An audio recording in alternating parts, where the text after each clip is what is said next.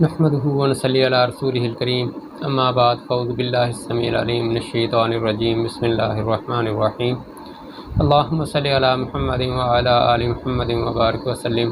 السلام علیکم ورحمۃ اللہ وبرکاتہ۔ ناظرین، میں ہوں حافظ محمد حسن رضا ایڈوکیٹ اور آپ دیکھ رہے ہیں لیگل ہیلپ ود حافظ محمد حسن رضا۔ آج ہم بات کریں گے حکم امتناعی پر۔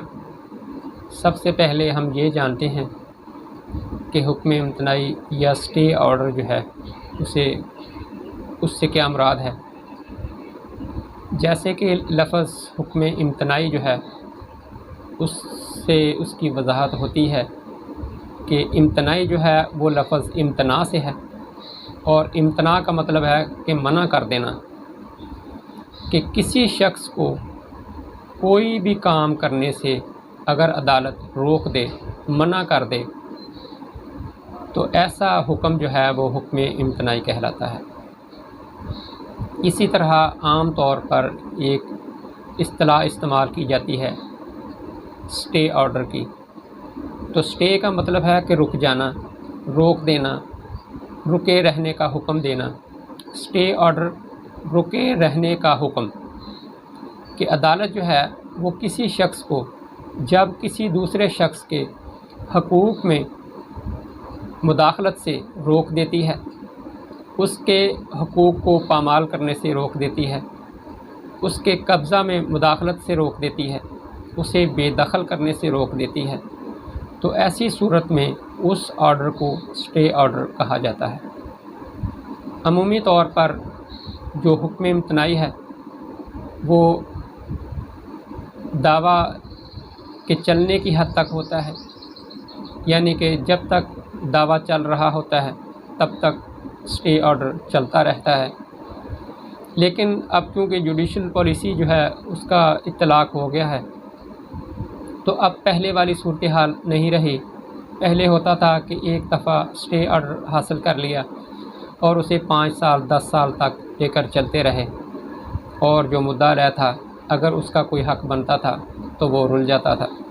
لیکن اب عدالت ہائے دیوانی جو ہیں پاکستان میں، انہوں نے اپنا کرائیٹیریا چینج کر لیا ہے، اور بامطابق قانون اس پر جلد سے جلد فیصلہ فرما دیا جاتا ہے، جس کے تحت یہ فیصلہ کیا جاتا ہے کہ آیا کہ کسی شخص کو کوئی کام کرنے سے روکا جانا قانون کے عین مطابق ہے یا نہیں ہے۔ جیسا کہ جو سول پروسیجر کوڈ ہے یا دادرسی خاص کا قانون ہے، اس کے تحت 4 کارنرز جو ہیں وہ طے کیے گئے ہیں کہ جن کے اندر رہتے ہوئے عدالت نے یہ فیصلہ کرنا ہوتا ہے کہ آیا کہ کوئی شخص جو ہے وہ حکم امتناعی حاصل کرنے کا مجاز ہے یا نہیں ہے، یا کسی شخص کے حق میں کوئی حکم امتناعی جاری کیا جا سکتا ہے۔ اگر کسی شخص کے حق میں کوئی حکم امتناعی جاری کیا جاتا ہے تو اس سے جو دوسرا فریق ہے، کیا اس کے حقوق کو کوئی نقصان تو نہیں پہنچ رہا۔ اگر عدالت یہ دیکھتی ہے کہ جو مدعی ہے وہ ود کلین ہینڈز عدالت سے رجوع کرنے کے لیے نہیں آیا، بلکہ وہ دوسرے شخص کے جو قانونی اور بنیادی حقوق ہیں ان کو نقصان پہنچانے کے لیے عدالت میں آیا ہے، اور عدالت کے اختیارات کو صرف اس لیے استعمال کر رہا ہے تاکہ وہ دوسرے لوگوں کے حقوق جو ہیں ان کو پامال کر سکے اور ان کو نقصان پہنچا سکے، تو ایسی صورت میں عدالت حکم امتناعی کا اجرا نہیں کرتی۔ اور اگر حکم امتناعی کا اجرا کر دیا گیا ہو تو اسے ویکیٹ کر دیا جاتا ہے۔ عدالت جو ہے اس کے پاس اختیار ہے کہ وہ ٹل فردر آرڈر، تا حکم ثانی، ٹل نیکسٹ ڈیٹ، اگلی تاریخ تک، ٹل دا ہیئرنگ آف دا سوٹ، تا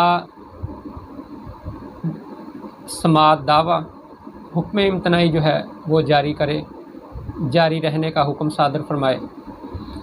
عدالت کے پاس یہ اختیار بھی ہے کہ دوران سماعت دعویٰ جب بھی عدالت یہ بہتر خیال کرے کہ یہ حکم امتناعی جاری رہنا دوسرے شخص کے بنیادی اور قانونی جو حقوق ہیں ان کو پامال کیے جانے، ان کو شدید نقصان پہنچانے کے مترادف ہے، تو ایسی صورت میں عدالت جو ہے وہ اپنا حکم کسی بھی وقت نظر ثانی کرتے ہوئے واپس لے سکتی ہے۔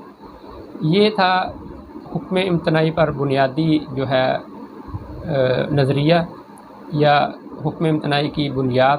آئندہ انشاءاللہ العزیز ہم بات کریں گے حکم امتناعی عارضی پر کہ حکم امتناعی عارضی کن صورتوں میں اور کب جاری کیا جاتا ہے۔ تب تک کے لیے اجازت دیجیے۔ جزاکم اللہ احسن الجزا۔ السلام علیکم۔